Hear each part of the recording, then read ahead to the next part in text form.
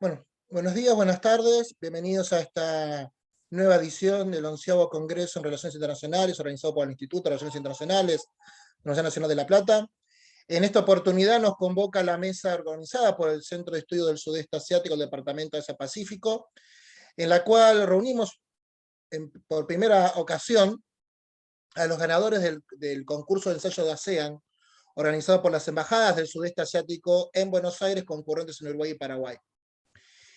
Actualmente llevamos 4 ediciones organizadas, esta sería la de los ganadores de la 4ª edición, y tenemos una amplia y diversa representatividad de temas y obviamente de nacionalidades.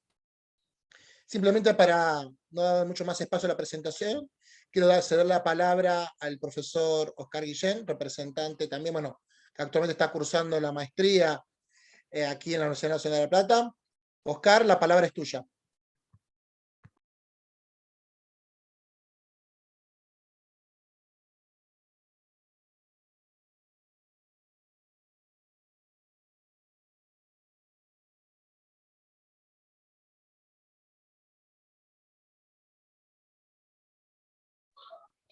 Muchísimas gracias, profesor Ramoneda, por la oportunidad que me dispensa y en este caso también agradecer al comité organizador del concurso de ensayos sobre el ASEAN por los buenos oficios realizados y además agradecer a quienes están con nosotros reunidos en esta mesa en el marco del Congreso del Instituto de Relaciones Internacionales de la Universidad Nacional de La Plata. En mi caso, como bien titula la presentación, si ustedes pueden, por favor, me confirman la visual, mi trabajo lleva por título Interregionalismo ASEAN-Mercosur, una sociedad de diálogo en stand-by. Esto fue lo que nos motivó escribir acerca de esta situación que particularmente nació en el año 95, pero que poco pudo cosecharse en ese sentido. De manera que, para introducir lo que es la temática, parto de 3 premisas. En primer lugar, rescatar que desde la década del 90 del siglo pasado, la Comisión Económica para América Latina y el Caribe ya recomendaba a los países de América Latina acercarse a los del sudeste asiático. Y ello tenía que ver por varias cuestiones, entre otras, la importancia que comenzaban a tomar en virtud de ser economías emergentes cuyo crecimiento económico pues estaba a la vista, a la par de Japón y China, estaban impulsando el crecimiento económico mundial. Pero algo también importante es lo inherente al modelo de regionalismo.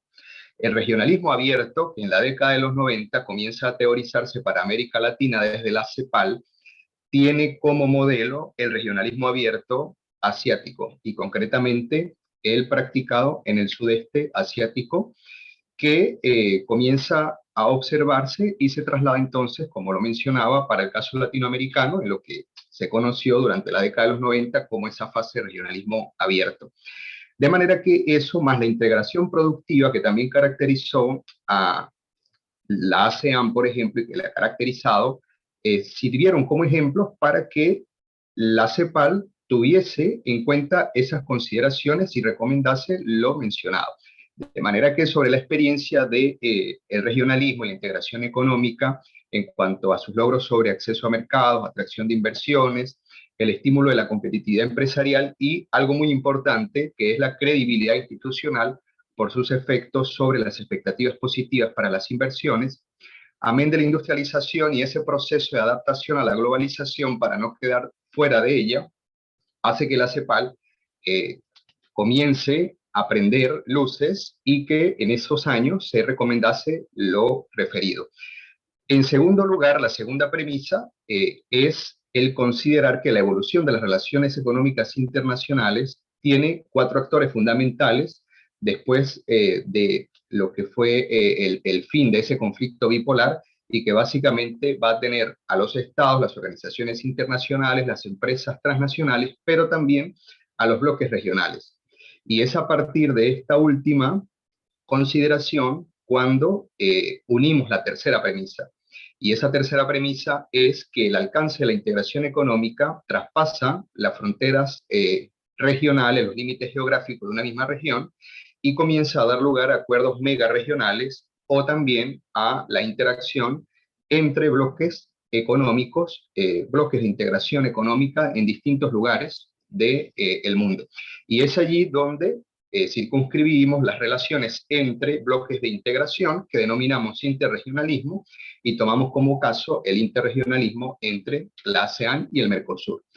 De manera que el objetivo de este ensayo ha sido analizar el proceso de acercamiento diplomático y el estado de formalización de esas relaciones interregionales entre la ASEAN y el Mercosur, pero también ofrecer un foco, un panorama sobre las interacciones económicas para demostrar la importancia que aún en día cobra la formalización de estas relaciones que por su impronta son mucho más significativas que las que se visualizaban en la década del 90. Entonces, sobre la base de los hechos económicos que presentamos al final, concluimos, entre otras cosas, que existen evidencias para impulsar esa sociedad de diálogo que comenzó a pensarse en el año 95 y que aún hoy no ha sido verificada. De manera que la estructura de nuestro trabajo se basa en tres apartados. En primer lugar, iniciamos con el apartado que lleva por título ASEAN y Mercosur, los procesos de integración y su relacionamiento externo. Ello tiene básicamente dos consideraciones. En primer lugar, dar una visión comparada de ambos procesos de integración. Se realiza una descripción de su contexto de nacimiento, cómo estuvo constituido, los tratados fundacionales, la lógica del regionalismo implementado en cada uno de ellos y posteriormente hacemos una comparación en términos de cómo son sus relaciones externas, tanto en el caso de la ASEAN como en el caso de Mercosur. El segundo apartado lleva por título Acercamiento interregional ASEAN-Mercosur, inicio del diálogo y estado de la cuestión. Como refiere el título, allí comenzamos ya a visualizar lo que nos interesa en términos de ese interregionalismo entre los procesos mencionados, comenzando con esa fase del año 95, en donde se pretendía diseñar una sociedad de diálogo, y finalizamos con el estado de estas relaciones que básicamente se circunscriben en la actualidad a reuniones ministeriales.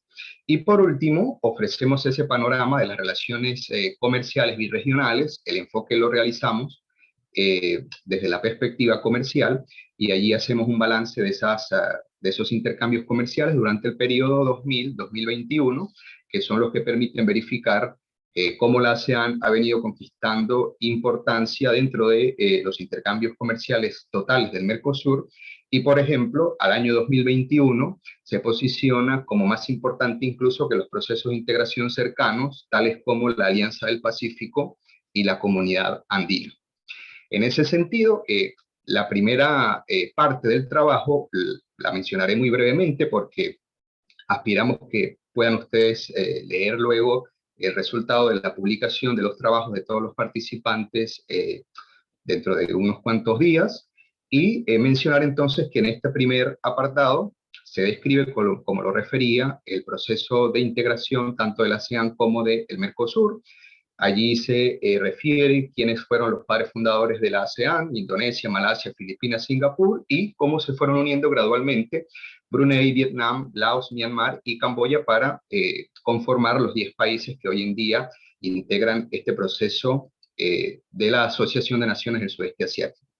También rescatar la idea de que la ASEAN nace para representar una voluntad colectiva, y esto es importante porque en estudios posteriores pues hemos podido ir profundizando la importancia de la identidad para la cohesión entre los socios. Si bien existen diferencias idiomáticas, diferencias en regímenes políticos, sistemas políticos, entre otras cuestiones, esa voluntad colectiva es el núcleo, es el motor, y podemos denominarla como una variable aglutinante que es la que va a permitir que hoy en día se visualice como una comunidad y pretenda entonces ir en conjunto hacia esa comunidad de estas 10 naciones. Cosa que en el caso del Mercosur, pues al realizar estudios de regionalismo comparado, lamentablemente no visualizamos, y es quizá esa debilidad que desde lo interno de la identidad luego se vislumbra sobre las instituciones.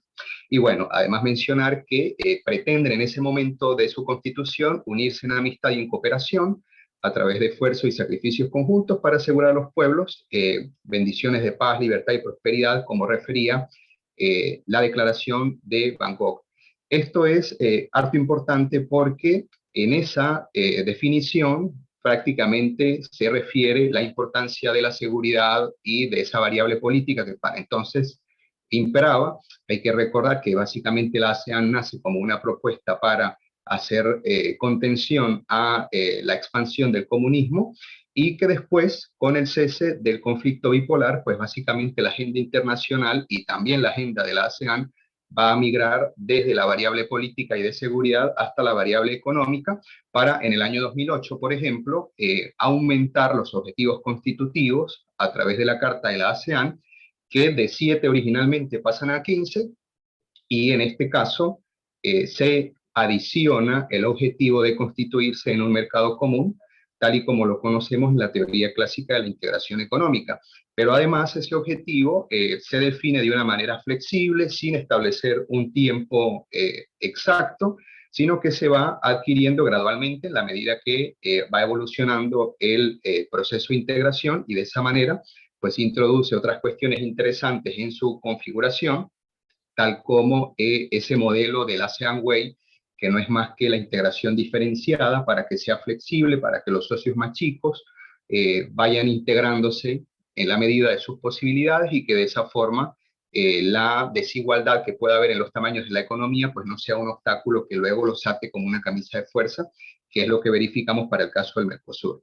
Y por último, es sintetizar simplemente la sencillez de cómo se constituye el ASEAN en su acta constitutiva, que básicamente tenía 2 páginas, pues se refieren todos estos principios, a diferencia del Mercosur, que posee un tratado en el cual son 20 y tantas páginas, algo mucho más complejo, y esa complejidad comparada con la sencillez de la ASEAN hace que tengamos otros indicios en términos del regionalismo comparado para visualizar el por qué se ha avanzado de una manera quizá más expedita y más exitosa en el caso de la ASEAN, y más lenta o también más obstaculizada en el caso del Mercosur. Y en ese sentido, luego se ofrece la visual del Mercosur. No me voy a detener mucho en esto porque es algo que nosotros quizá manejamos con más soltura. Y bueno, referir simplemente quiénes son sus miembros constitutivos: Argentina, Brasil, Paraguay, Uruguay. Luego se une Venezuela, que actualmente está suspendida, y Bolivia, que aún está en proceso de adhesión. Y bueno, tras casi 30 años de su fundación, no ha conseguido ser la zona de libre comercio que debería ser, porque sabemos, teóricamente el Mercosur se constituye como un mercado común. Ello implica ser previamente una unión aduanera y una zona de libre comercio, pero en este caso ni es una zona de libre comercio perfecta, y es además una unión aduanera imperfecta o mal definida, que en ese sentido pues sigue arrastrando otros problemas que aún hoy no se solventan. Esta es una visual sobre los objetivos de cada proceso de integración. Como en el caso de la ASEAN, se hace énfasis en primer lugar a acelerar el crecimiento económico para el progreso social y el desarrollo cultural, a través de esfuerzos conjuntos con espíritu de igualdad, asociación, para fortalecer las bases de una comunidad próspera y pacífica. Y en el caso del Mercosur, el primer objetivo pues es ese de ser un mercado común, que prácticamente es como querer correr sin antes aprender a caminar. Y ahí se define el objetivo de liberar la circulación de bienes, servicios, factores productivos entre los países, eliminando derechos aduaneros, restricciones no arancelarias a la circulación de mercaderías y cualquier otra medida equivalente. Y finalmente, tener en cuenta que, como mencionaba, para el caso de la ASEAN, a partir de su evolución, en el año 2008 se amplían los objetivos, ¿sí? Allí ya se imprime mayor énfasis en los objetivos económicos hacia el mercado común, y en el caso del Mercosur, estos objetivos siguen siendo los mismos del año 91, y en ese sentido también se puede observar cómo el primer proceso de integración está más enfocado en la evolución del contexto, mientras que el Mercosur sigue un poco allí rezagado en términos de sus inicios. Esto es una visual que mostramos en el trabajo acerca de cuáles son las relaciones exteriores de cada bloque. En el caso de la ASEAN, su tipología maneja ciertas categorías para los socios con quienes van a tener relaciones, y en ese caso se definen ciertos tipos, como la sociedad de diálogo en primer lugar, que gradualmente migra hacia los socios de diálogo sectorial, los socios de desarrollo, en tercer lugar, que serían aquellos que tienen mayor cercanía, y por último también se consideran mecanismos de cooperación regional. Pero en los tres primeros casos, que es las categorías que tomamos en cuenta para el trabajo que hemos realizado en términos de las relaciones hacia Mercosur, pues vemos que en ese sentido la sociedad de diálogo tiene a aquellos países con quienes interactúa de una manera bastante importante, ¿sí? Entonces, esto permite identificar que las relaciones exteriores y la formalización de su relacionamiento externo, en el caso de la ASEAN, está directamente determinado por sus relaciones económicas. Y en ese sentido, volvemos a insistir en la importancia que ha adquirido el Mercosur y que el Mercosur, para el caso de la ASEAN, tiene para auspiciar entonces esto que está en letargo desde el año 95. En el caso del Mercosur, por ejemplo, se ve quizá algo más paradójico, y es el hecho de que los acuerdos que hay en vigor para el caso de nuestro proceso sudamericano, algunos de ellos ya fueron realizados durante esa fase del regionalismo abierto, pero otros durante la fase del regionalismo posliberal o poshegemónico de inicio del siglo XXI, pues comienzan a privilegiar variables políticas y no económicas que hace que se relacione con países que hoy día tiene poco intercambio económico. Entonces, eso también muestra las diferencias de cómo la forma de relacionamiento de cada proceso de integración pues va a determinar esa formalización de los acuerdos que en definitiva son de capital importancia para establecer las bases, las normas, las reglas de juego en materia de comercio, de inversión y del auspicio de todos estos intercambios que van a propiciar el desarrollo conjunto. Eso es lo que decimos que en términos de ambos procesos, a diferencia de la ASEAN, el Mercosur no posee acuerdos comerciales con sus principales socios actuales. Eso se debe a lo que venía mencionando en términos de ese sesgo político después de que inicia el siglo XXI con el denominado regionalismo posliberal. Y en 2022 tenemos que mencionar que si bien el estudio se realizó al cierre del año 21, para 2022 ya concluyeron las negociaciones de un acuerdo comercial de última generación con Singapur. Entonces, con más razón, esto nos debe despertar la atención para seguir atentos a cómo va el Mercosur a relacionarse con un primer país asiático que además es socio de la ASEAN, que puede ser incluso ese punto de partida para retomar las relaciones interregionales que hemos venido analizando. En el caso de la descripción de cómo ha sido ese proceso de acercamiento, nuestro trabajo propone una secuencia en términos de lo que se ha verificado documentalmente, que se puede visualizar en dos partes. En primer lugar, lo que fue el diálogo inicial, iniciado en el año 95, donde se propuso diseñar un diálogo Mercosur-ASEAN. Eso consistía para la época en una manifestación de voluntad político-económica, en donde se pretendía impulsar ambos campos, el político, el político para la ampliación del conocimiento mutuo, y el económico para intensificar los intercambios interregionales con miras al crecimiento y al aprovechamiento de la complementariedad de las economías. Y en 5 el minutos, caso, Oscar. muy bien, y en el caso de lo que se quería lograr en el eje económico, acceso a la provisión de obras y servicios, negociaciones comerciales, el discurso liberalizador de la ASEAN para aquel momento, y era lo que se proponía en ese sentido. Pero el diseño no llegó a buen puerto y a la fecha sigue sin concretarse, aunque en la práctica hoy en día, como lo decía al inicio, los hechos muestran la importancia que la ASEAN ha adquirido respecto del Mercosur. Y sobre el estado de la cuestión, la propuesta del trabajo refiere dos fases para el análisis de estas relaciones. Una primera fase de aproximación informal que se da hasta el año 2007 y que se maneja en reuniones informales de ministros, y luego una fase de aproximación formal que se da a partir del año 2008 con reuniones ministeriales que solo han tenido dos ediciones, la primera en el año 2008 y la segunda en el año 2017. Entonces véase esa brecha que da cuenta de cómo quizá el Mercosur ha sido poco proactivo para aprovechar todo esto. Y lo que quiero rescatar de esas reuniones ministeriales es el último acuerdo en donde por una parte se quería diseñar o trabajar en pro del plan de acción ASEAN-Mercosur, pero por la otra, auspiciar la cooperación en términos del desarrollo sostenible, el turismo, la conectividad, la innovación, los intercambios en términos de educación, cultura, entre otros, que son los que en definitiva van a marcar las potencialidades de este interregionalismo. Y finalmente, para ir cerrando, la evidencia que hemos querido revelar, ¿sí? Véase cómo del año 2000 al año 2001, el volumen de los intercambios con la ASEAN ha crecido significativamente, ¿sí? La balanza comercial del Mercosur respecto de la ASEAN es, además, superavitaria, y véase allí el peso de cada uno de los intercambios, donde las exportaciones del Mercosur hacia la ASEAN pues han sido crecientes y son las que permiten verificar esa posición positiva de nuestra balanza respecto de la ASEAN.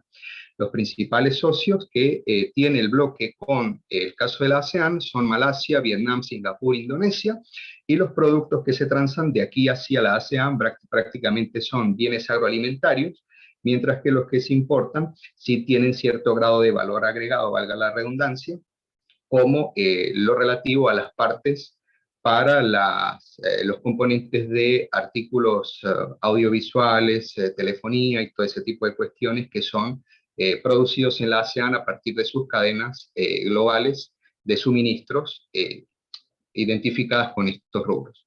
Y este es el peso de la ASEAN dentro del comercio total del Mercosur. Ha ganado importancia las exportaciones del Mercosur, las exportaciones del Mercosur hacia la ASEAN explican básicamente el 8% del total transado al año 2021 por nuestro proceso sudamericano. Y en ese sentido, el ASEAN, lo que quiero mostrar en este caso es cómo la ASEAN para el año 21 pues se posicionó por encima incluso de la Comunidad Andina y de la Alianza del Pacífico, lo cual es paradójico porque se evidencia que no hay sesgo geográfico para los intercambios entre un proceso sudamericano y un proceso en el este de Asia. De manera que sobre esa base concluimos que sí existen razones para rescatar esa sociedad de diálogo que no ha sido diseñada, que no ha sido definida, y que esto permitiría, entre otras cosas, el acercamiento en términos de los intercambios económicos, acortar distancias geográficas, culturales, físicas, ¿sí? Contribuir también con oportunidades de negocio, lograr el desarrollo. Recuerden que estamos ante la presencia de dos procesos de integración de tipo sur-sur, integrado por países en desarrollo, de manera que la complementariedad de las economías puede ser una punta de lanza para auspiciar ese desarrollo y además verificar las potencialidades que tenemos en términos de la agricultura, la industria agroalimentaria, la seguridad alimentaria, intercambio sobre todo para el desarrollo del capital humano, que es quizá uno de los baluartes que deberían aprovecharse en ese sentido, además del turismo y los encadenamientos productivos, porque el know-how que puede darnos la ASEAN está básicamente auspiciado en términos de los encadenamientos regionales de suministros que el Mercosur necesita desarrollar para luego insertarse en las cadenas globales de valor y de suministros previamente. De esa manera, dejamos quizá esa pregunta abierta a través de las negociaciones últimas que se han realizado con Singapur y que se van a seguir realizando para la suscripción de ese acuerdo, si posteriormente sería este acercamiento con Singapur un primer acercamiento hacia la ASEAN, y si la ASEAN serviría como portal hacia la Asociación Económica Regional que ha desarrollado la China y que ahora mismo pues, está ya en vigor a partir del 1 de enero de este año. De manera que les agradezco mucho la atención y cualquier otra consideración la trataremos seguramente más adelante. Bueno, muchas gracias, profesor Oscar Fernández Guillén, ganador del primer premio en la categoría de graduados del concurso de ensayos de ASEAN. A continuación voy a hacer la palabra a Augusto Fuguel. Él fue el ganador del segundo premio en la categoría de graduados. Augusto, la palabra es tuya. ¿Cómo están? Muy buenas tardes a todos. En primer lugar, agradecerte, Ezequiel, por el espacio como siempre. Avísenme si se puede compartir bien la pantalla en este momento. Ahí lo vemos. Muchas gracias, Oscar, para dar inicio a esta mesa de trabajo sobre el ASEAN. Primero, antes que nada, me quiero presentar. Mi nombre es Augusto Fuguel, soy licenciado en Economía de la Universidad de Buenos Aires, poseo un posgrado en diseño y evaluación de políticas públicas, una diplomatura en gestión, y estoy culminando el proceso de la tesis de la maestría en Economía y Negocios con Asia-Pacífico, aplicativo con Asia-Pacífico e India, de la Universidad de 3 de Febrero. En este caso voy a entablar el diálogo sobre los caminos de integración, las perspectivas y similitudes que posee en la actualidad el mercado común del sur, haciendo foco en nuestro suelo para, de esta manera, observar la posible integración, un camino al éxito o un callejón sin salida, como una pequeña pregunta final en el proceso de integración entre ambos bloques.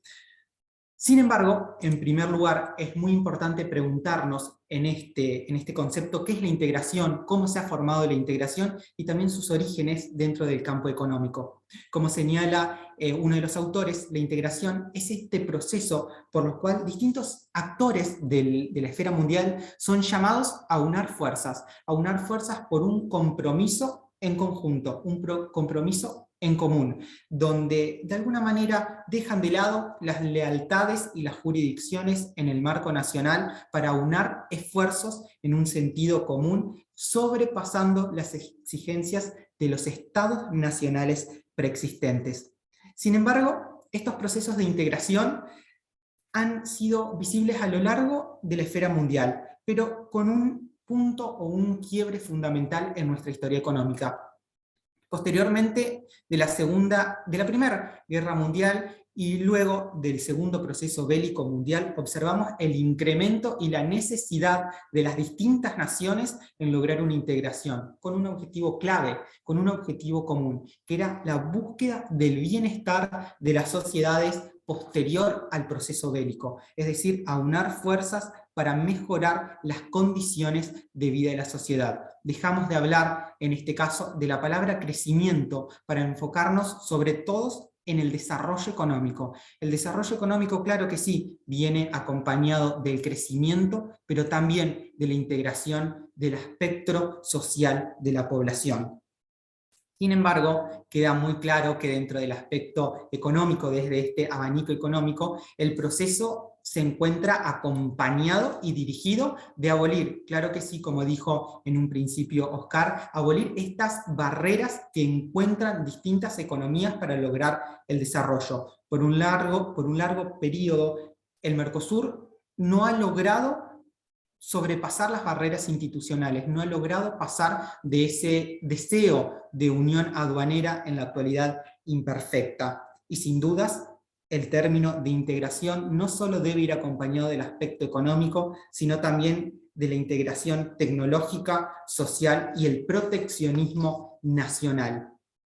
Claramente, esta concepción está relacionada con el intercambio, no sobre el aprovechamiento único de las ventajas comparativas de las naciones o ventajas absolutas, sino del aumento de la productividad, la conexión con el mundo internacional y la creación de cadenas de valor, lo cual permiten de esta manera un aumento de productividad y una mejora social en el presente y en el futuro de las naciones.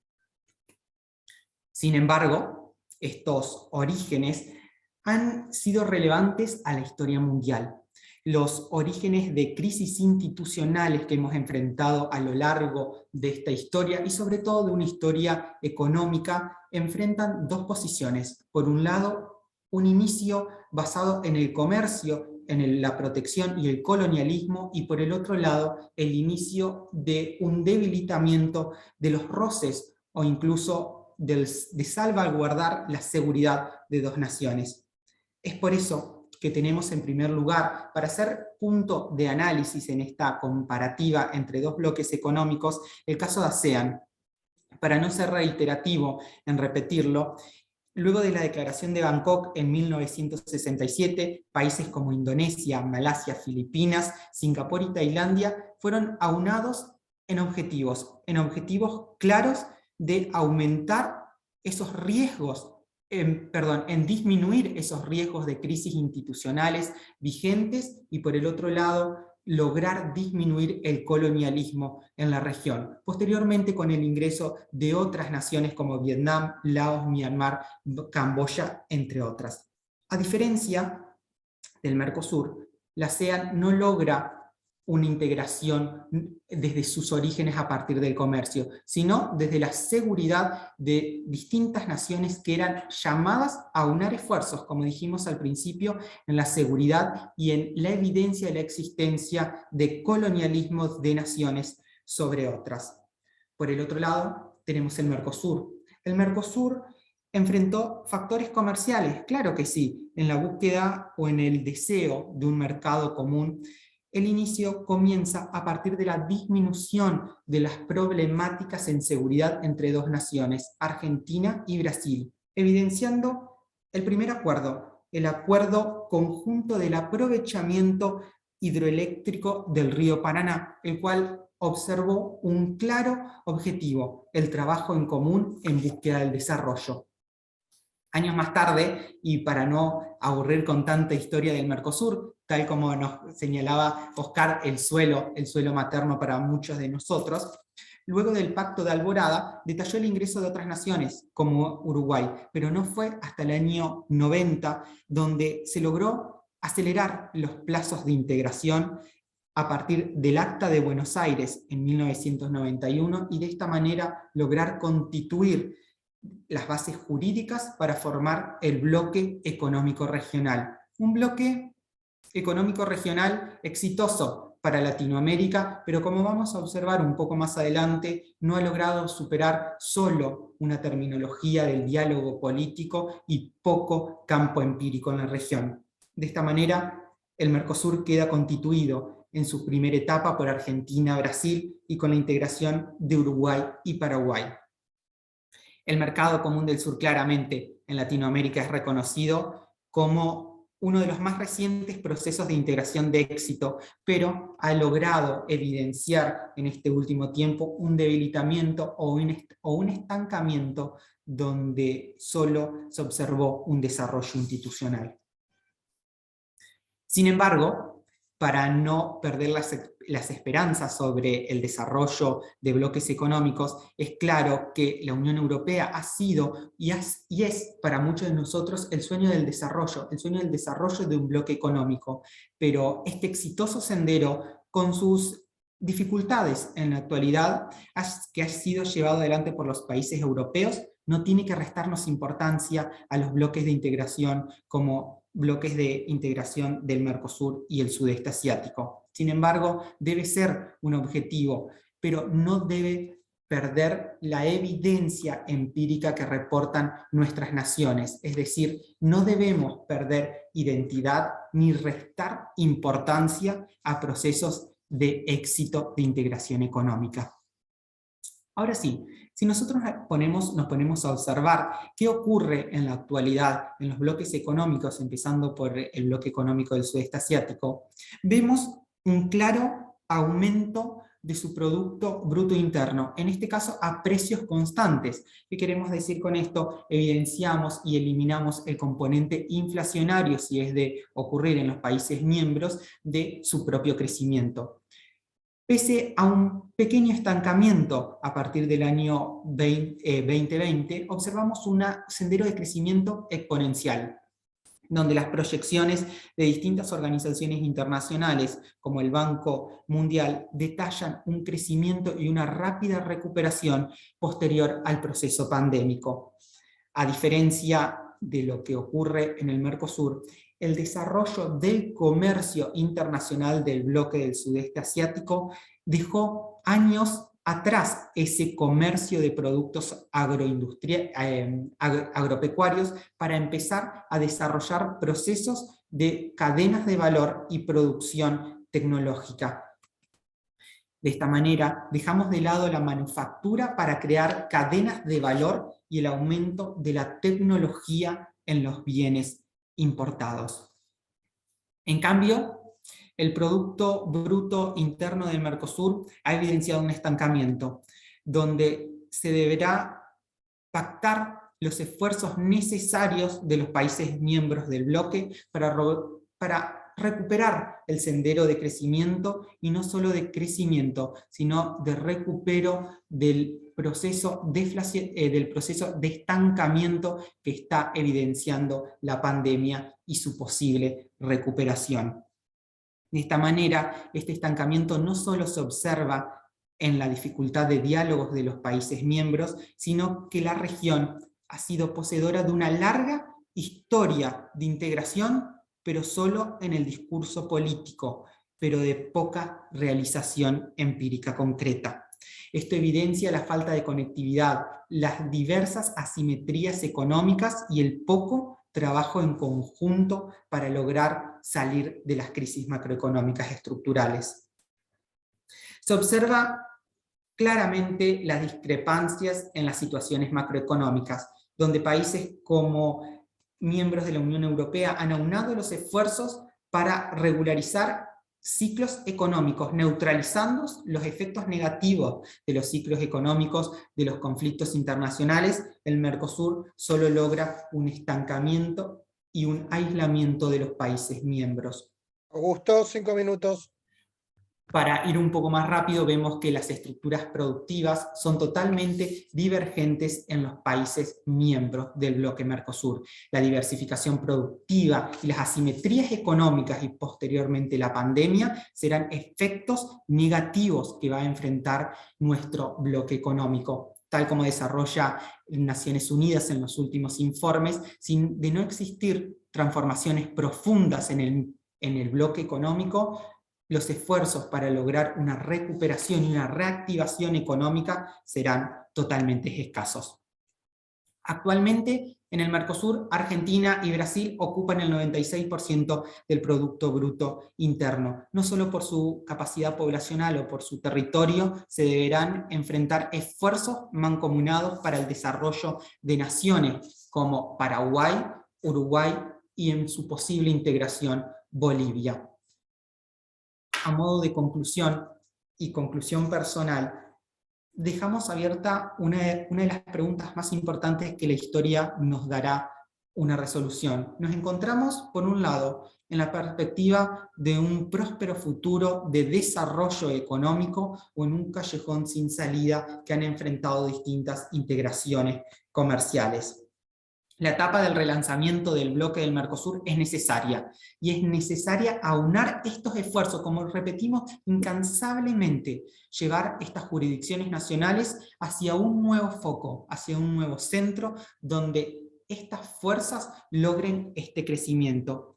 Es decir, que esta etapa de relanzamiento del Mercosur, no solo institucional, sino económica, serán claves, y deberá enfrentar de esta manera la apertura de nuevos diálogos, como con el sudeste asiático, para lograr un mayor intercambio y relación internacional. El Mercosur será poseedor de exportaciones no solo de bienes agropecuarios, sino también de cadenas de valor representadas por países como Argentina y Brasil. Sin embargo, deberá desarrollar procesos de exportación tecnológica para lograr de esta manera un desarrollo definitivo.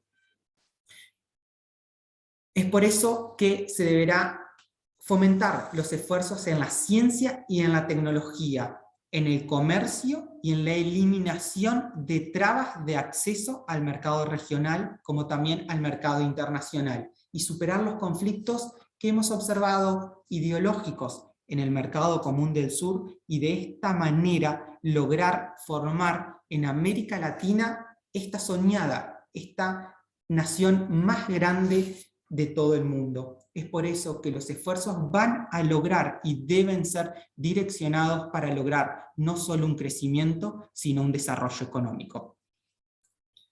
Con esto cierro a modo de conclusión personal, donde la etapa de relanzamiento del bloque será necesaria. Será necesaria articular nuevos mercados como el sudeste asiático, en el cual el diálogo entre bloques dará mayor lugar y mayor posición para el debate internacional, y de esta manera reforzar estos diálogos para superar de manera conjunta los conflictos internacionales presentes. Sé que ha sido un poco emotiva o un poco de sueño esta integración, pero creo que hoy el Mercosur se debe esta etapa de relanzamiento como bloque. Muchas gracias.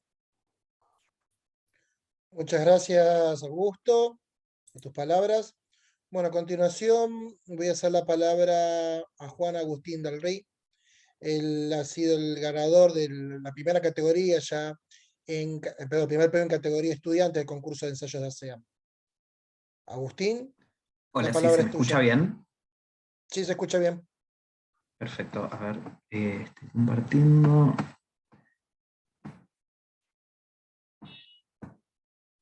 Ahí está. Bueno, buenas tardes, soy, como dijo el profesor Ramoneda, Agustín Dalrí, y bueno, hoy les vengo a hablar sobre mi ensayo, que es sobre los mecanismos de incorporación de nuevos miembros a la ASEAN y el caso particular de Timor Oriental. Bueno, yo cursé el año pasado con el profesor Ramoneda un seminario del Asia-Pacífico, y bueno, en el mismo, bueno, de la cursada vimos claramente en profundidad el ASEAN, y me llamaba bastante la atención que dentro de todos los países miembros de la región, el único que no era parte del ASEAN era Timor Oriental. Entonces, a partir de ahí, justamente me aparecieron varios interrogantes. El principal fue qué pasa que 20 años después de la independencia del país, aún no es parte de la ASEAN. Entonces, para comenzar el ensayo, primero que nada, fui a lo que vendrían a ser los mecanismos que tiene el ASEAN para justamente que otros países se sumen, y en eso se encontré, bueno, como ya han mencionado otros expositores, la Declaración de Bangkok de 1967, que junto con el Tratado de Amistad y Cooperación, en ambos aparecen los principios rectores de la ASEAN, y que son compartidos por todos los miembros, y donde el único requisito que se tenía principal para incorporarse, además de justamente respetar los principios del grupo, era pertenecer a la región del sudeste asiático. Pero bueno, claramente eso no es suficiente para explicar por qué Timor Oriental no es parte de la ASEAN incluso hoy, y para eso también tenemos que ver la actualización de la ASEAN y su institucionalización junto con la Carta constitutiva del 2007, donde en su artículo 6 encontramos que existen cuatro indicadores para que se puedan incorporar nuevos miembros, que vendrían a ser geográficos, que se mantiene tener que pertenecer a la región del sudeste asiático, que los miembros del bloque se reconozcan al país, después que el país candidato pueda obligarse a los principios y obligaciones dentro de la Carta, y finalmente que no solo el país candidato tenga la voluntad de cumplir las obligaciones en caso de acceder al bloque, sino también poder justamente cumplir esas obligaciones. Y bueno, y estos vendrían a ser los elementos plenamente legales necesarios para que un país se pueda incorporar, pero hay una parte fundamental que no está institucionalizada, y que vendría a ser más informal, que vendría a ser el consenso que caracteriza al bloque, y que se conoce como el ASEAN Way. De esta manera, justamente donde todos los países miembros consensúan las decisiones del bloque, también para incorporar a un nuevo país, los miembros de la ASEAN deben consensuarlo, más allá de las características institucionales que se deben cumplir para incorporarse. Y bueno, en el caso de que algunos no conozcan mucho del país, traje algunos datos generales. Bueno, Timor Oriental, bueno, justamente es parte del sudeste asiático, se encuentra limitando con Indonesia, es el único país con el que comparte frontera, y su capital es Dili. Hacia 2021 tenía una población de casi 1,5 millones de habitantes, de los cuales el 98% son católicos. Y bueno, los idiomas oficiales son el tetún y el portugués. Justamente el país fue una colonia portuguesa, y existen muchísimos idiomas más, pero hay otros dos idiomas que son de trabajo, que son el inglés y el bahasa indonesio. Y bueno, y después algunos hechos relevantes de la historia de Timor a tener en cuenta, bueno, principalmente, bueno, la colonización portuguesa comenzó en el siglo XVI, y se extendió bien pasada la Segunda Guerra Mundial, que fue la época cuando en el resto de la región se dieron los procesos de independencia.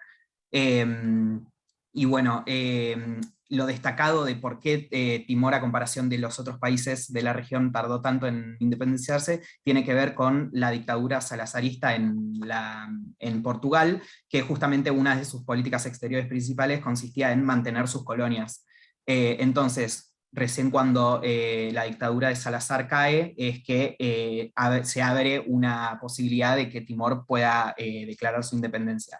En ese marco es que aparecen distintos partidos políticos en el país. Tenemos a la Unión Democrática Timorense, que quería mantenerse como parte de Portugal. Después tenemos al Fretilin, que quería la independencia del país.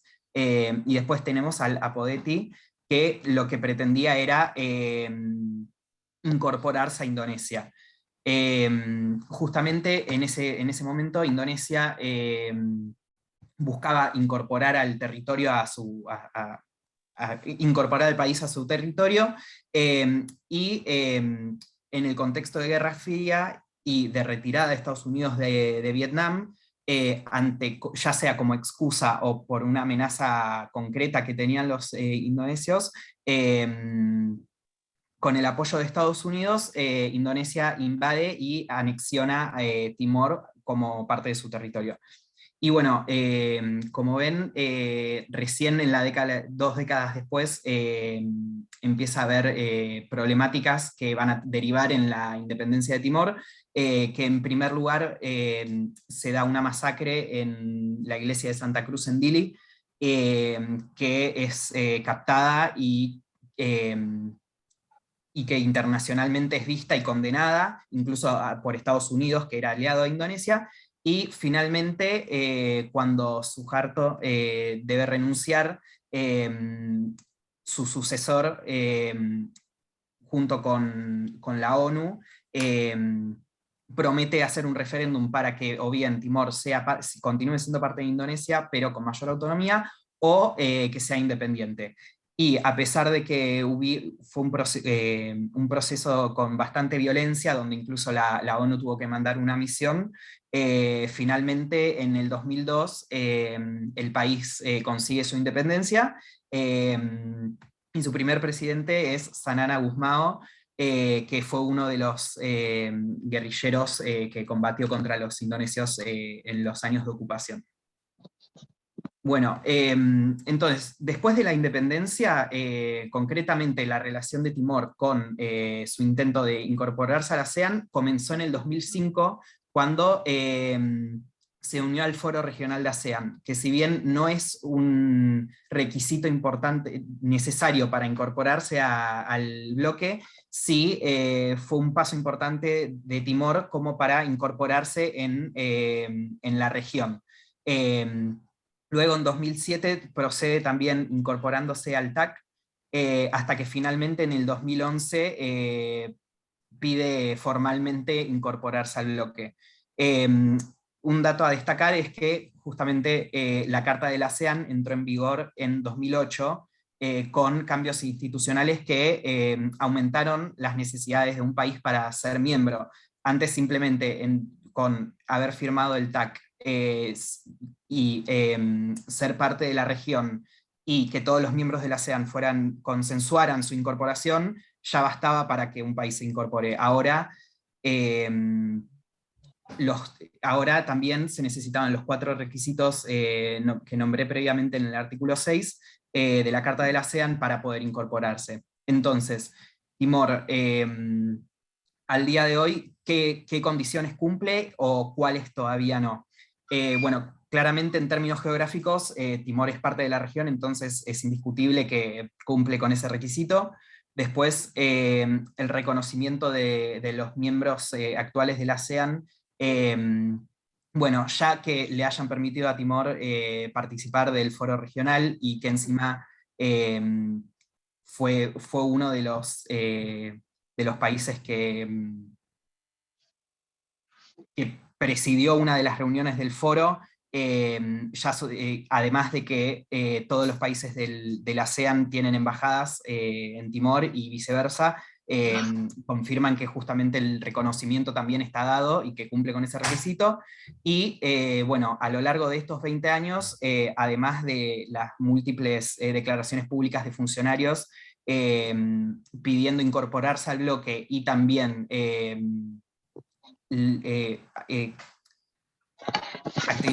actividades políticas como la modificación de la legislación para que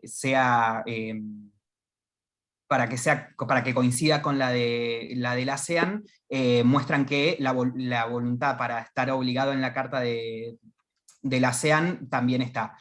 La única problemática que se encuentra que puede impedir que Timor todavía no sea parte del bloque corresponde a la voluntad y el poder cumplir con sus obligaciones. La voluntad no está a discusión de que quiera cumplir con las obligaciones que le corresponderían si fuera incorporado como miembro, pero el problema vendría con si puede o no cumplir con esas obligaciones. Justamente el Timor en indicadores económicos, sociales y de mano de obra tiene indicadores que son vistos malos por algunos miembros del bloque, y una característica fundamental, por ejemplo, es que depende muchísimo de los hidrocarburos. Entonces, los indicadores, si bien no son perfectos, tampoco son catastróficos que muestren una imposibilidad total de incorporarse al Timor al bloque. Pero otra característica fundamental que explica también por qué no se incorporó aún hoy al bloque, tiene que ver justamente con el consenso y el ASEAN Way, donde hay algunos países que aún, como Singapur, que todavía no consideran que Timor pueda incorporarse al bloque. Por ejemplo, Singapur lo que cree es que incorporar a Timor podría parar el desarrollo económico del ASEAN, y claramente por eso cree que es necesario que Timor se desarrolle todavía más para poder finalmente incorporarlo. Agustín, 5 minutos. Ok. Bueno, entonces, pero también tiene algunos países que abogan por la incorporación, como que es Indonesia, a pesar de que hubieron, por la ocupación y por algunas masacres que se dieron durante la anexión, últimamente tanto los vínculos políticos como comerciales con Indonesia y Timor han mejorado muchísimo. Incluso para Indonesia puede llegar a ser una necesidad de seguridad que se incorpore Timor, ya que tener un estado frágil siendo el único país con el que comparte frontera puede ser una problemática. En cambio, si Timor se constituye como un estado fuerte, puede no solo ser un buen lugar para inversiones, sino también para asociaciones con él.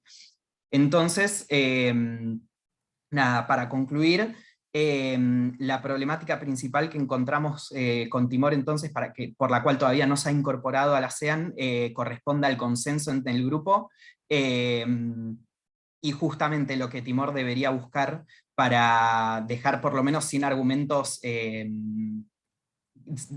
puedan ser vistos a simple vista, tendrían que ver con mejorar sus indicadores económicos, diversificar su economía para no depender plenamente de los hidrocarburos, y poder agilizar su institucionalización y su legislación para que sea compatible con la de la ASEAN, por un lado. Y después, por el otro, también hubieron algunos acontecimientos recientes que pueden llegar a ser contraproducentes para la incorporación de Timor. Por ejemplo, el año pasado, en la Asamblea de la ONU, con el voto para condenar a la Junta Militar de Myanmar, Timor, que tiene una tradición democrática, se abstuvo de condenarla, cuando algunos países del ASEAN votaron a favor de hacerlo, y otros más alineados a China, como Laos o Camboya, y bueno, claramente Myanmar también, se abstuvieron de votar. Esto se considera que pudo haber sido una maniobra de Timor para intentar de convencer a la mayor cantidad de miembros para poder incorporarlo, pero el problema es que puede ser contraproducente, justamente considerando que hubo varios miembros que votaron a favor de condenar a la Junta. Y por el otro lado, el otro interrogante que aparece es China.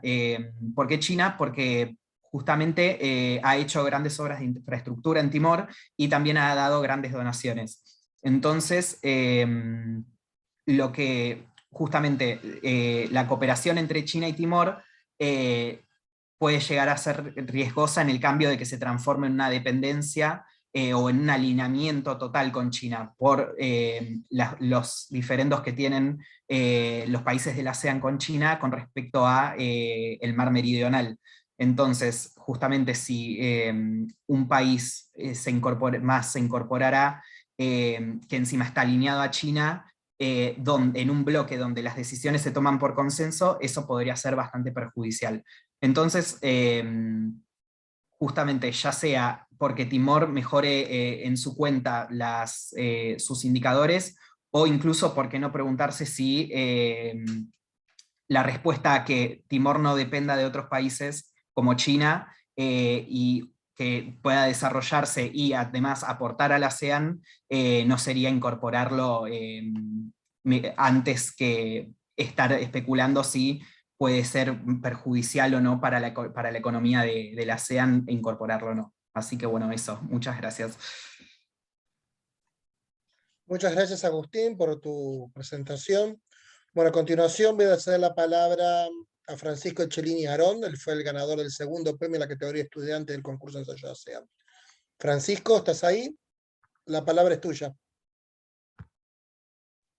Hola, ¿cómo va? ¿Ahí se ve? ¿Se escucha el audio? Perfecto. Buenísimo. Como dijo el doctor Ramoneda, yo soy Francisco Cellini. Estoy estudiante avanzado en la carrera de Relaciones Internacionales, casi recibido, si Dios quiere. Y a diferencia de mis colegas expositores, yo investigué un tema sobre seguridad no convencional en el sudeste asiático, y cómo el ASEAN pudo hacerle frente a aquello mediante diferentes herramientas y marcos institucionales. Por un lado, argumenté el trabajo, espera un momento, argumenté el trabajo primero describiendo cómo es el hecho de la piratería, cómo está afectada por diferentes factores y cómo esta puede ser combatida mediante la integración o mecanismos de integración regional flexibles y abiertos como es el ASEAN. Por un lado, la piratería como crimen transnacional, es decir, que puede afectar a toda la región. En esto vemos cómo este hecho, este crimen, se puede dar tanto en alta mar como en aguas disputadas, que justamente aquello último limitará mucho las respuestas tanto de las patrullas costeras como de los sistemas judiciales en torno al procesamiento. Por otro lado, la piratería en sí posee dificultades en su monitorización, ya que pertenece a un tipo de robo predatorio que sigue lógicas de crimen oportunistas, es decir, barcos o navíos que se hacen pasar por pesqueros o civiles, y es difícil atraparlos infraganti. Por otro lado, también sigue una lógica de crimen premeditado, donde hay un cierto planeamiento y capacidades operativas en donde se identifica un objetivo y se procede con suma cautela a su abordamiento. Y por último, el área geográfica favorable.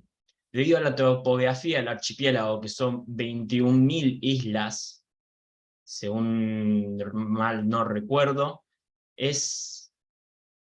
puede llegar a afectar a toda la región y es favorable para un tipo de crimen como es la piratería. No solo así que Muchos de otros tipos de delitos pueden ser categorizados como delitos marítimos, como pueden ser las abducciones o el tráfico de drogas, ya que pasan por ciertas rutas o en ámbitos del mar. El contexto. Primero que nada, podemos hablar sobre qué significa el sudeste asiático para el comercio, y cómo la piratería puede afectar al comercio.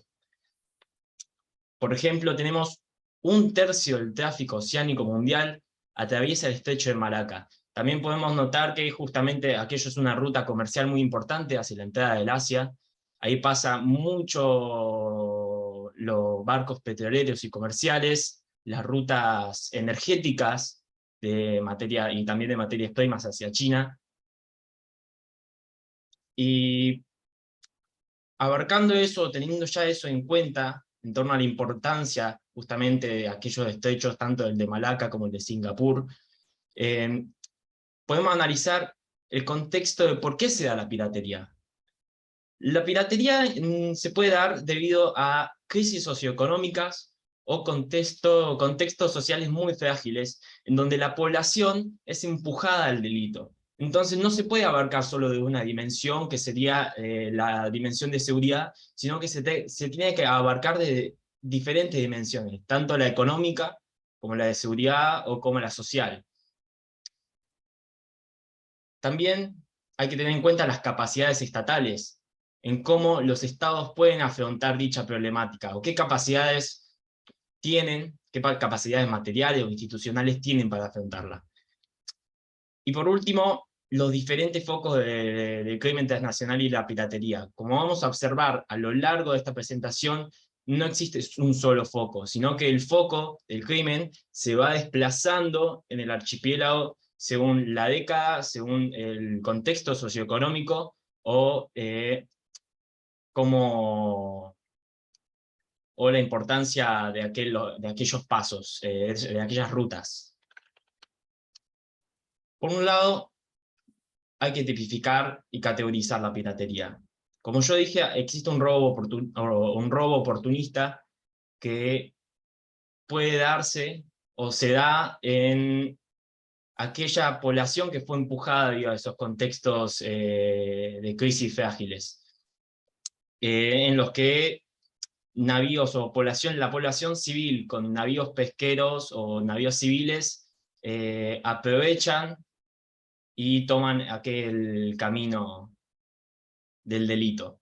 Y por otro lado tenemos el robo premeditado, que es hecho o llevado a cabo por bandas criminales, en los que, como antes mencioné, conlleva una planificación, un reconocimiento de un objetivo que lleva una carga, necesitan unas capacidades operativas, y típico de este tipo de robos son los robos sifón, en los que se identifican barcos cargueros con cierto tipo de carga, usualmente se dan en barcos petroleros, donde en cuestión de segundos pueden robar casi 2.000 litros de crudo y de combustible, como pasó en este caso al buque de Lapin, como está ahí en la presentación, donde le robaron 700 toneladas de combustible, pero obviamente destacando el factor violento del abordaje, ¿no? El RECAP, que es el organismo de monitorización e información sobre la piratería, categoriza de 1 a 4 estos abordajes, siendo el 4 el menos violento y el 1 el más violento, con involucrado violencia hacia la tripulación. Por otro lado, quiero hablar sobre los picos de piratería, para dejar en claro cómo es que el contexto socioeconómico puede afectar y puede subir justamente aquel tipo de delito, ¿no? Cómo puede regularizarlo. Por ejemplo, en mediados de los 80, en el Golfo de Siam, cerca de Vietnam, hubo una crisis humanitaria de refugiados, donde bandas delictivas aprovechaban a aquellos refugiados que migraban en balsas a asaltarlos. Por otro lado, en 1997 hubo otro pico de piratería que se da en un contexto de la crisis asiática de aquel año. Después, en 2000-2003, hubo otro pico de piratería que superó a todas las 2 décadas anteriores, en lo que se puede asociar también a la crisis del SARS en Asia. Y por último, el último pico registrado actualmente, que fue bastante alto, fue el del 2014-2015. Acá vemos, por ejemplo, cómo es que se va comportando el delito, cómo va aumentando y bajando con los picos de piratería. Ahí en el mapa tenemos cómo se va desplazando el enfoque del delito, cómo se va desplazando geográficamente según los contextos y las rutas. Y por último, cómo, justamente para demostrar esto, cómo se va localizando aquel tipo de delito. Por ejemplo, en el 2007 estaba localizado en el estrecho de Malaca, y en la actualidad se está concentrando en Singapur. Volviendo a lo anterior sobre las cuestiones en torno al procesamiento del delito y las jurisdicciones, ¿no? Existen ciertas dificultades en torno al procesamiento judicial debido a, como había mencionado, es un tipo de delito predatorio, entonces los criminales pueden hacerse pasar por navíos pesqueros y es difícil encontrarlos infraganti a menos que la patrulla costera tenga la información necesaria para ello. Por otro lado, al ser en aguas disputadas, usualmente el delito, puede tener dificultades en torno a la jurisdicción, a quién le pertenece perseguir a aquellos criminales, y qué sistema judicial debe entrar en aquel proceso y procesarlo, valga la redundancia. Justamente a que esos pueden presentarse como límite de respuesta a las patrullas, si no hay un marco institucional que provea herramientas que permitan, o armonización de leyes penales que permitan justamente una cooperación más eficiente. Y acá empezamos con cómo el ASEAN respondió a aquello. Por un lado, están las declaraciones contra el crimen transnacional, y me parece muy interesante analizarlos desde un punto de vista de cómo ha evolucionado los marcos institucionales. Primero, se dio una declaración de intención en 1997, donde ya se expresaba la necesidad de la cooperación regional en torno a la seguridad no convencional. En aquella declaración se reconocía el crimen transnacional como una problemática que necesitaba la atención de toda la región. Se empezaba también a politizar aquel tema, a securitizar, un término utilizado por internacionalistas en estos aspectos. Después, 2 años después, se encontraría el plan de acción, donde ya se empezarían a institucionalizar ciertas cuestiones que se hablaron en la declaración de intenciones, ¿no? Se presentan los marcos básicos institucionales, se crean foros de seguridad donde se juntarían los ministros de seguridad de los países a discutir, a debatir sobre las cuestiones o la agenda de seguridad. Se presentarían también los marcos básicos institucionales que quedarían para después y a futuro, que serían utilizados para otras temáticas de crimen transnacional, como sería el terrorismo, el tráfico de armas, el tráfico de drogas y el tráfico de personas. Acá, por ejemplo, se puede ver la Junta de Ministros de Seguridad en contra del crimen transnacional, y como soporte de aquellos, como su mano derecha, estarían el cuerpo de oficiales de alta jerarquía en contra del crimen transnacional. Francisco, 5 minutos. Perfecto. La agenda también es dinámica. No es decir que la piratería no se va a encauzar o se va a quedar en la agenda como un hecho importante, sino que al tener en cuenta el factor político de la seguridad, diferentes temáticas del crimen subirán en la escala, en el seteo de preferencia de la agenda, y otros bajarán, como por ejemplo el terrorismo en el sudeste asiático, que hoy en día es uno de los focos en seguridad el momento. Por otro lado, se ha articulado un plan de acción en torno a estas temáticas de seguridad no convencional, en donde se intentan resolver ciertos aspectos que yo había mencionado durante la presentación, como por ejemplo el fortalecimiento de sistemas judiciales en torno al procesamiento y enjuiciamiento, la armonización de las leyes penales, la creación de unidades especiales o las task force, la capacitación en un marco regional de oficiales, y mecanismos de iniciativa estatal en el marco del ASEAN. Esto puede ser más que nada porque la problemática de la piratería no afecta en general a todos los miembros de la región, sino que existe una diferencia entre estados peninsulares y estados archipiélagos. Entonces podemos tener en cuenta cómo la iniciativa estatal otorga cierta flexibilidad en contra de ámbitos criminales que afectan más a ese país que a otros países de la región. También, para destacar, en la estructuración de la seguridad regional se han puesto ciertos mecanismos de monitorización e información que han quedado para la consulta de todos los miembros de la región, como por ejemplo ha sido el RECAP, que es el organismo encargado de monitorizar y de recibir los reportes y denuncias de la piratería. En la actualidad, justamente como había dicho antes, la piratería no ocupa un lugar importante en la seguridad regional. Las problemáticas ascienden en la agenda, pero los marcos institucionales quedan. El foco de la piratería en la actualidad está en el estrecho de Singapur, en Yakarta y en Malasia.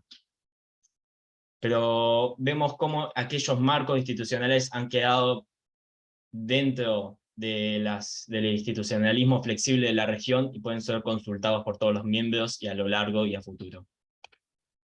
Las conclusiones es que estas enseñanzas las enseñanzas que nos deja la ASEAN en términos de seguridad pueden ser aprovechables por el Mercosur. Tanto hay focos de delito o de crimen, donde el crimen transnacional impacta a América del Sur, tanto como es la triple frontera. Y estas instituciones o marcos institucionales abiertos y flexibles podrían ser de provecho para combatir otras temáticas o otro tipo de crímenes transnacionales que se viven acá en Sudamérica. Muchas gracias.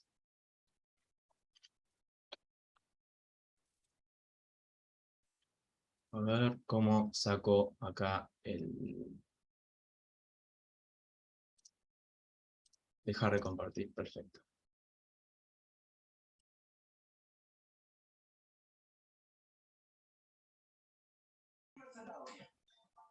Muchas gracias, Francisco. Bueno, a continuación tiene la palabra José Estrada. ¿Estás por ahí, José? Se desconectó.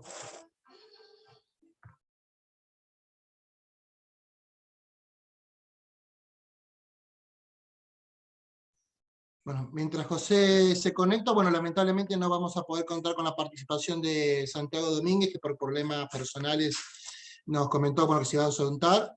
Entonces se daría la palabra a Guido D'Agostino. Él recibió una de las menciones de honor del jurado del concurso de ensayo de ASEAN. Guido, ¿estás ahí? Gracias, Ezequiel. Bueno, en primer lugar, agradecerte a vos por el espacio y extender mis felicitaciones a los colegas expositores, Augusto, Oscar, Agustín, Francisco. La verdad que las exposiciones resultaron muy claras y muy interesantes. Bueno, yo también preparé una breve presentación. Bueno, en principio mi nombre es Guido Agostino, yo soy tesista en Relaciones Internacionales por la Universidad del Salvador. Esta exposición en realidad responde a la realización de un ensayo que se llama el rol de la ASEAN en la cuestión birmana y sus potencialidades. Se da en el marco del seminario dado por el profesor Ezequiel Ramoneda en la Universidad del Salvador. Y bueno, a continuación yo voy a explicar algunos lineamientos generales de lo que fue mi investigación, que se centra justamente esa palabra un poco larga y que está a lo último del título, que es, bueno, la potencialidad, ¿no?, del rol de la ASEAN en la cuestión birmana, con una perspectiva un poco histórica, ¿sí? No tanto en la cuestión de la actualidad, sino ver qué herramientas y qué procesos se llevaron a cabo a lo largo de estas décadas y también en el último tiempo, ¿sí? Para ver cuáles serían los posibles caminos, ¿sí? en torno a resolver la actual situación, ¿sí? Bueno, en esta tabla veremos algunas de las cuestiones que voy a hablar.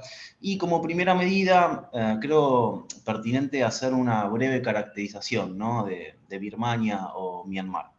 No es casualidad este doble nombre, y aquí yo quiero hacer o contarles una breve anécdota. Cuando yo era niño, coleccionaba billetes de algunos países del mundo, y en un regalo recibido por un familiar, me topé con uno que decía Burma Bank. Yo con 10 años no sabía de qué país se trataba, y al buscarlo me resultó difícil encontrar o entender por qué Burma era Birmania y por qué Birmania era Myanmar. Algunos años después, con justamente la oportunidad de asistir al seminario que da Ezequiel, ese interrogante volvió, ¿no?, con distintas herramientas, pero sí da cuenta de un proceso que subyace, ¿no?, a la cuestión del nombre, que tiene que ver con las relaciones del poder, con la cuestión nominal y la cuestión idiomática, ¿no? Bueno, oficialmente y en la actualidad, el Estado del país se llama República de la Unión de Myanmar. Es un nombre que puso la Junta Militar, no la actual, sino en anterioridad, ¿sí? Con respecto a yo voy a ahondar un poquito con respecto a ese desarrollo, ¿no?, de la política doméstica de Birmania, pero también con respecto al birmano, ¿no? El birmano corresponde, bueno, es una lengua sino-tibetana, es decir, tiene algunas raíces en común con el idioma chino y también con el tibetano, ¿sí? Se trata de un estado que presenta un particular e interesante hibridaje cultural. Digamos, la conformación de la población y, bueno, el estado responde a varios siglos atrás, con una multiplicidad étnica importante, principalmente por las etnias Piu, Mon y Bamar. Disculpen la pronunciación, mi birmano es cero. Bueno, luego se forma lo que se llama el reino de Pagán, hacia el año 850, y luego el reino Tongguo, que tiene lugar del siglo XV al siglo XVIII. La particularidad de este reino es que fue o supo ser uno de los imperios más ricos de la región, ¿no?, del Asia-Pacífico. Posteriormente, la historia birmana muestra conflicto y muestra cómo fueron asimilados en principio bajo el Raj británico. Ahí están los años, no los quiero tampoco aburrir con fechas, pero desde 1855 hasta el 37 fueron parte del Raj. Luego adquirieron el carácter de colonia británica en el 37. También otro hecho particular que explica también un poquito de las cuestiones intrarregionales: sufrieron una invasión japonesa en el 41, que les costó aproximadamente 200.000 víctimas civiles. La independencia birmana tiene lugar en el 48. Yo les voy a contar ahora un poquito más adelante quién tuvo un papel bastante importante. Y finalmente, en el 89, Birmania pasa a llamarse Unión de Myanmar. Con todo esto, lo que quiero explicar es la importancia, ¿no?, del nombre, ¿no? Ya solo el hecho de llamarlo de una u otra forma constituye un acto político. No, bueno, como decía Foucault, quien nomina, domina, ¿no? Y este es un ejemplo más. Bueno, aquí yo les traigo algunas fotografías de algunas personalidades o actores de interés, porque los nombres son un poco complicados, pero sí está bueno ponerle cara al relato. La primera persona que aparece es Aung San, que fue justamente el padre de la independencia ya por el 48 de Birmania. La que está a su lado es su hija, Aung San Suu Kyi, de quien hablaremos un poquito más adelante. Luego está el retrato de Ne Win, el general Ne Win, que fue el histórico, digamos, golpista o comandante en jefe de la junta militar que durante décadas tuvo a Birmania sometida. Y por último, me pareció apropiado poner el retrato del actual jefe de la cúpula militar, Aung Hlaing. Lo que muestra un poquito estas fotografías, sobre todo la última y la vestimenta y la cantidad de medallas que tiene el último personaje, ¿no? Es dar cuenta de la gran influencia y poder que han tenido las Fuerzas Armadas y Militares en el quehacer político de Birmania, ¿no? Han tenido, digamos, a lo largo de toda su historia un gran poder de influencia y también coercitivo, como veremos más adelante. Bueno, me tomo unos breves minutos para hablar de Aung San Suu Kyi. Si bien no es el eje central de esta exposición, sí merece una mención aparte. Se considera, digamos, en los tiempos contemporáneos la líder del movimiento prodemocrático, ¿no? Empieza a tomar protagonismo en el levantamiento 8888, que se gestó, digamos, contra el general Ne Win, uno de los que estaban en la foto anterior, que justamente lo que personificó fue la vía birmana al socialismo, ¿sí? Con un autoritarismo férreo y un aislacionismo supremo, digamos. Aung San Suu Kyi gana elecciones que habían sido convocadas por la Junta Militar en el año 90, que no fueron, digamos, validadas por la misma cúpula militar, motivo por el cual Aung San Suu Kyi fue encarcelada. En total ha estado 15 años en la cárcel, y es desde el encierro que, bueno, continuó su lucha democrática. La particularidad, o algunas particularidades de este personaje, ella fue merecedora del Premio Nobel de la Paz en la edición del 91, bueno, tuvo intermitencias, digo, fue luego escarcelada y nuevamente encarcelada, yo les contaré un poco más. Estuvo brevemente en el poder, lo que luego significó una gran decepción, sobre todo con la cuestión de los rohingyas. Es una minoría étnica que ha sufrido un genocidio y que al fin y al cabo ha sido de alguna forma validado por Aung San Suu Kyi, por lo que termina siendo una experiencia con sabor amargo. Bueno, ella fue, como yo les decía, la que lideró la transición democrática ya por el 2011, ganando nuevamente elecciones, para mostrarles un poco el poder que han ostentado históricamente las Fuerzas Armadas en Birmania. Cuando ella ganó la elección, sacaron una ley que impedía a personas birmanas que tengan familiares en el extranjero ejercer cargos de poder. El motivo es que el esposo de Aung San Suu Kyi es de nacionalidad inglesa. Esto es un exponente más, ¿no? Bueno, como les decía, el nivel de autoritarismo y de poder que ejercía y ejerció esta organización castrense, ¿no? Las tres ramas de los militares birmanos. Bueno, un poquito centrándonos en lo que tiene que ver con la ASEAN y su rol, ¿no?, en la cuestión birmana. Yo no quiero ser redundante en algunas cuestiones que bien explicaron los colegas con respecto a los procesos de integración, pero sí yo traigo a colación aquí, o cito más bien a la doctora Ana Mirka Seitz, donde explica un poquito los mecanismos de integración entendidos, ¿no?, como justamente tentativas para construir ciertos reaseguros, ¿no? Que tienen o están muy ligados al consenso igualitario, ¿no? Algo que mencionábamos, la ASEAN o ASEAN Way, ¿no? Que significa justamente la necesidad de formar consensos. Eso es muy importante porque es una perspectiva que va a estar presente en todas las acciones que ha tenido la ASEAN y los miembros de la ASEAN en relación a la cuestión birmana, ¿no? Bueno, en la integración, actores en aparente situación de paridad, ¿no? Compartirían beneficios resultantes de forma igualitaria. Eso algunos autores lo cuestionan, pero yo elegí ponerlo porque en este caso está muy presente en la ASEAN la cuestión fraternal, la cuestión identitaria que se genera el pertenecer a una misma región, la cuestión de...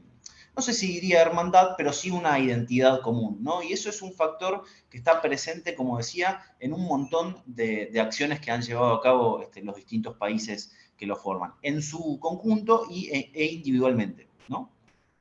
La idea es diseñar y poner en marcha instrumentos que puedan contrarrestar un poco la incertidumbre propia de la vida internacional, ¿no? El carácter anárquico requiere mecanismos de integración para poder, de cierta forma, contrarrestar o resistir ciertas divisiones de poder. Bueno, un poquito de datos, no quiero de vuelta ser redundante con datos que ya se dieron, pero sí sobre la ASEAN algunas particularidades sobre los intereses de los miembros, de los primeros 5 miembros firmantes, ¿no? El interés que primaba en el contexto en el que surge la ASEAN, que es Guerra Fría, es, bueno, la seguridad territorial, ¿no? Vemos Tailandia, digamos, su interés principal fue uno de los únicos países que no fue colonia de la región, entonces su necesidad estaba ligada a un interés de seguridad regional y territorial principalmente. Singapur, en este caso, lo que primaba en su interés era, primero, la necesidad de asegurarse o posicionarse como una voz marcadamente anticomunista. Y después, la necesidad de insertarse regionalmente, ya sea en términos de cooperación, en términos económicos. Con respecto a Filipinas, es una de las naciones que tiene un gran pasado ligado a la colonia, a ser colonia, ¿no? Tanto de Estados Unidos de Norteamérica como del Reino Español. Entonces, pasados esos años, la necesidad, ¿no? de la inserción regional, de volver mejor dicho, a empezar a tender lazos con sus vecinos intrarregionales. Con respecto a Indonesia, lo que buscaba... 5 minutos. Bien, era consolidarse como un exponente anticomunista. Malasia, lo propio, y bueno, más tarde se unirían Camboya, Laos y Brunei. El caso de Birmania es la última entrada en el 97, en 1997. Los intereses, digamos, de ASEAN como un todo en torno a la incorporación de Birmania tienen que ver con la seguridad regional, digamos, por justamente la caída del bloque comunista, y quitarlo de alguna forma del eje o órbita de poder chino, ya que China tiene muchos intereses en las costas birmanas. Otro interés es el económico, cierto está, Birmania, digamos, tiene muchísimos recursos naturales.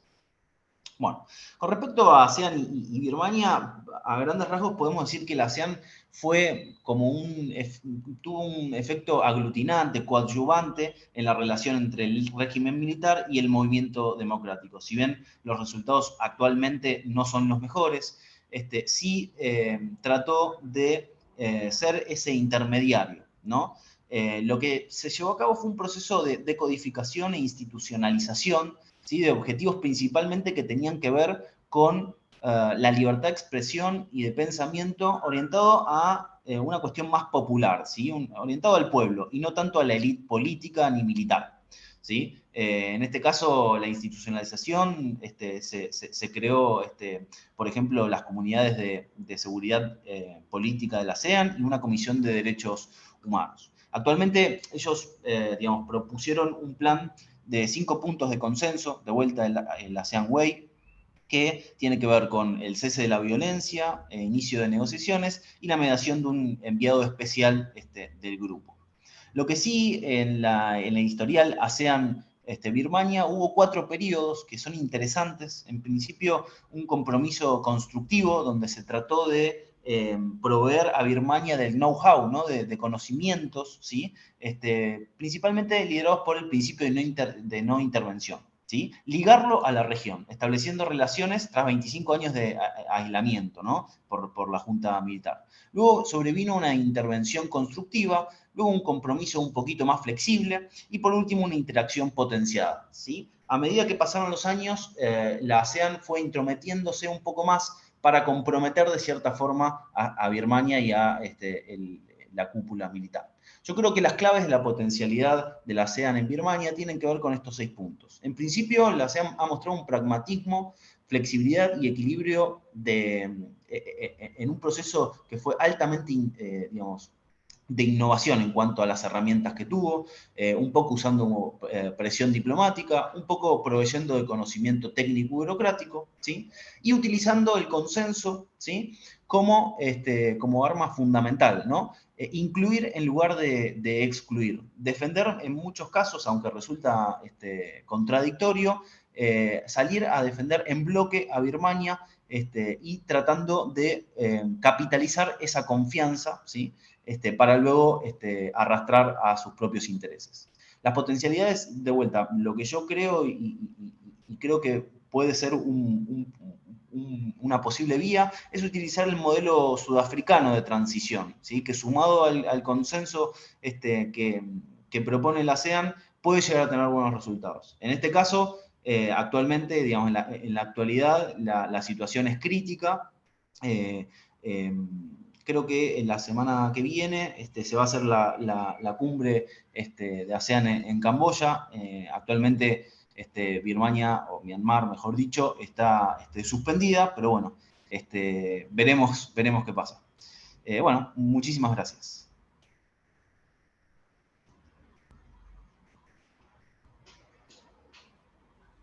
Muchas gracias, Guido. Bueno, como dijimos, lamentablemente Santiago no se puede incorporar y bueno, ya creo que ya damos por terminadas las presentaciones. No sé si alguien tiene algún comentario que hacer. Habilitamos unos momentos de intercambios de opiniones. ¿Saben que hacer alguna pregunta al resto de los expositores?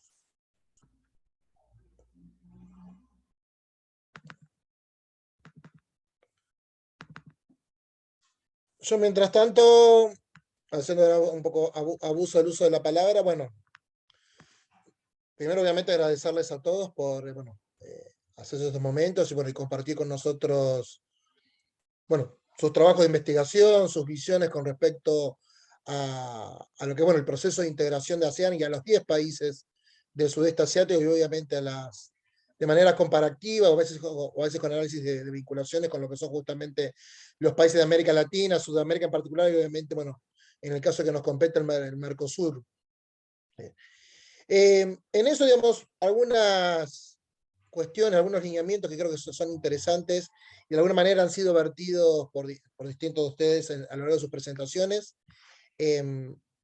Destacar, bueno, la importancia de las vinculaciones ASEAN-Mercosur, fundamentalmente teniendo los desafíos, bueno, del acercamiento de ambos bloques desde el sur global, pero justamente, digamos, desde una perspectiva con mayor horizontalidad, teniendo justamente, por un lado, obviamente, destacando una cuestión, la importancia de la complementariedad de las economías, porque así uno plantea que así estamos dentro del sur global, dentro del mismo sur global hay asimetrías de vinculaciones entre algunos países, creo que justamente algo que encierra las potencialidades de las vinculaciones entre Mercosur, ASEAN, o Sudamérica, Sudeste Asiático, o América Latina, Sudeste Asiático, de una manera, se plantea la instancia de una mayor horizontalidad, sin tantas asimetrías a nivel económico. Obviamente sí, bueno, pues esto es común a ambas regiones, los desafíos a la diversidad política, cultural, y de ahí la importancia de las vinculaciones persona a persona, o business to business, a negocios con negocios, o inclusive academia con la academia. De ahí creo, bueno, que es importante, bueno, aprender, por lo menos, esta es mi postura, para sacar ambas regiones, así capaz como sudeste asiático, los países del sudeste asiático, la élite de política del sudeste asiático, los gobiernos del sudeste asiático, entender un poco las dinámicas sudamericanas y esa importancia a los procesos burocráticos tan altamente institucionalizados, llevando a un paroxismo en la diplomacia presidencial, que en algún punto es afina al funcionamiento de la ASEAN, sin entender capaz desde Sudamérica, desde el Mercosur, esa importancia, ese proceso de legalización suave, flexible, donde habilita, sin caer en una desorientación, en un pragmatismo desorientado, sin plantear canales de comunicación, canales de cooperación, con una mínima institucionalización donde poder orientar ese pragmatismo hacia la consecución de logros mucho más asequibles, mucho más logrables,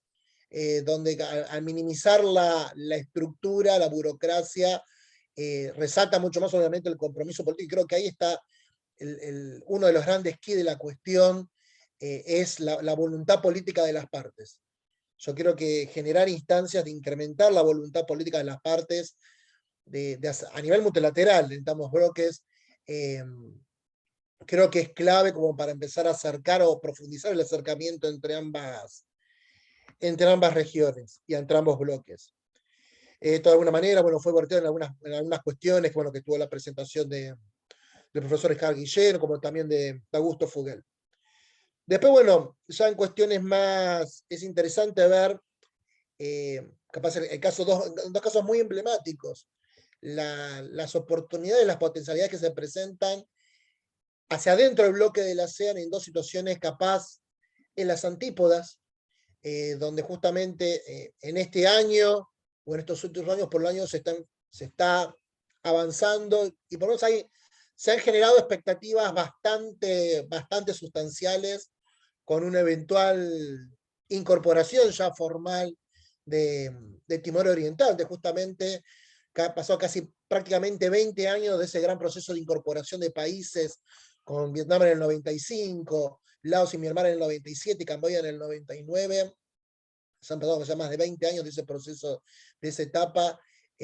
Estar hablándose ahora de la eventualidad de una incorporación de un nuevo miembro realmente alza las expectativas con respecto al proceso de integración del sudeste asiático. Vis a vis a lo que está pasando con Myanmar, donde bueno, ha decaído luego del golpe de Estado militar en febrero del año pasado, ya en una lucha, obviamente, se destrabó las luchas interétnicas y la guerra civil, más allá de las posturas políticas de distintos contrincantes. La verdad, digamos, ha tomado unas dinámicas muy complejas y obviamente a desmedro de la población y de la diversidad etnocultural del país, los actuales acontecimientos. Y frente a esto también cómo se posiciona la ASEAN, donde bueno, acá bueno, justamente de alguna manera tanto Augusto como Agustín y fundamentalmente Guido han planteado así y todo de lo que está aconteciendo con ASEAN, y Myanmar no ha sido excluido del bloque. Digamos, de alguna manera, estos mecanismos de presión no burocratizados, de presión diplomática, de incluir en vez de excluir, como se ha mencionado, se ha llevado de alguna manera, digamos, sin, digamos, o flexibilizando, y creo que ahí es un poco la cuestión donde está también el otro aquí, flexibilizando un poquito más de lo que ya a su vez los mecanismos de ASEAN permite, flexibilizando un poquito más, ver cómo uno puede acompañar el proceso para encauzarlos a una dinámica mucho más positiva, no al punto de romperlo, no al punto de excluir, no al punto de cerrar, porque capaz eso, por un lado, hacer lo que es adentro del país, obviamente el cerramiento de un país, digamos, entrar todavía en un aceleramiento de esas dinámicas prejuiciosas o perjuiciosas, y a su vez el involucramiento de grandes potencias, que es lo que ahí también es el desmedro de la ASEAN. Digamos, la ASEAN, digamos, quiere seguir sosteniendo este rol de estar ocupando el asiento de conductor del proceso de integración del sudeste asiático. De alguna manera, el no excluir, sino sostener, y obviamente frente a una gran presión internacional, creo que de una manera también demuestra cómo la ASEAN responde en este momento, en esta coyuntura, por un lado la ampliación y por otro lado la no reducción de la asociación. Yo creo que eso también es muy interesante hacia el Mercosur, teniendo presente, digamos, procesos, digamos, todavía no se han perfeccionado, la incorporación de miembros, como el caso de Bolivia, bueno, obviamente la exclusión de otros miembros, con el perjuicio que esto ha generado, independientemente, no creo que de las cuestiones domésticas, pero sí, digamos, cómo el bloque ha abordado esos procesos y se ha efectivamente tenido un beneficio positivo o no a la situación de lo que está pasando en esos países. Yo creo que en ese sentido, por lo menos a nivel comparativo, se pueden llevar adelante interesantes comparaciones y eventualmente, bueno, traccionar aprendizajes justamente para que ambos procesos puedan, digamos, retroalimentarse en sí mismos. Finalmente, bueno, no hemos podido tener la presentación sobre el tema de derechos humanos, pero quiero destacar la presentación realizada sobre Francisco, fundamentalmente con el tema piratería y todo el proceso de integración de Sudeste Asiático en la ASEAN, con la lucha contra la piratería, contra estas nuevas amenazas no convencionales.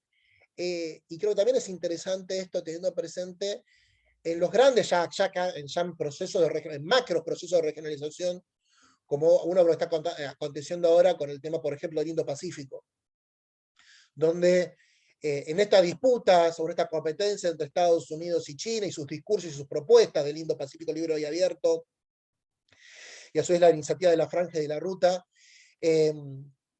cómo la ASEAN se ha apropiado o ha planteado también de una manera autonómica el proceso del Indo-Pacífico, con una particularidad: es un proceso incluyente a China, con mecanismos institucionales distintos a lo que está planteando Estados Unidos, centrados en la cumbre del Este Asiático, y donde resalta fundamentalmente, y esto es interesante, obviamente cuestiones de seguridad, pero fundamentalmente cuestiones en la lucha contra las amenazas no convencionales.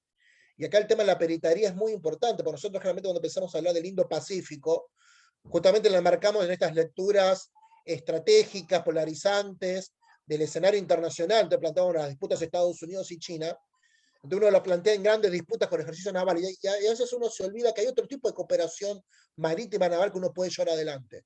Cooperación naval en cuestiones, bueno, de lucha contra nuevas amenazas, cooperación marítima con todo lo que tiene que ver con economía azul. Y yo creo que la propuesta de la ASEAN del Indo-Pacífico, destacando fundamentalmente dicha cooperación marítima, puede ser un tema interesante también para el Mercosur, no solamente aprender de buenas prácticas, sino también como para plantear puentes, ya que, cuestiones fácticas, gran parte del comercio de los países del Mercosur, litorales del Atlántico, pasa por los países litorales africanos del Índico y del propio Índico. Entonces se ve en dos zonas calientes de piratería, que es el Cuerno de África y los mares del sur de China. Entonces, compartir experiencias, que haya mayor interoperabilidad entre las Fuerzas Armadas, más no sea algo tan básico como la enseñanza de idioma, creo que de vuelta son líneas de cooperación bastante interesantes para sacar a los países de ambas regiones.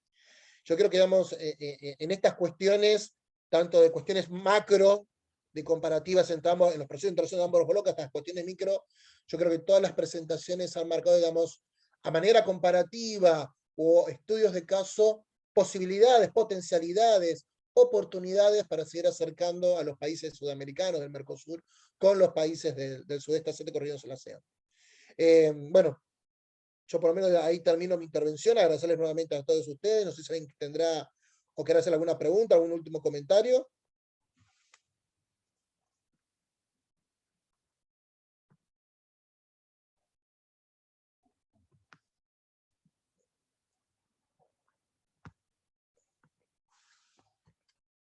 Me parece que no. Entonces, si les parece, ya prácticamente cumpliendo el horario de la mesa propuesto, nuevamente y por última instancia agradecerles a todos, agradecerles a los presentes también que nos han acompañado en esta mesa, y a todos aquellos bueno, que eventualmente nos verán ya grabado cuando la charla esta está subida al canal de YouTube del Instituto. Agradecerles y seguir esperando que sigan participando en las mesas del Congreso, del 12º Congreso organizado por el Instituto de Relaciones Internacionales de la Universidad Nacional de La Plata. Bueno, muchas gracias a todos, buenas tardes y nos estaremos viendo. Gracias, Ezequiel, gracias a todos. Gracias. Un saludo. Buenas tardes. Hasta luego, buenas tardes. Hasta luego, buenas tardes a todos. Gracias. Gracias, buenas Saludos a tardes. todos.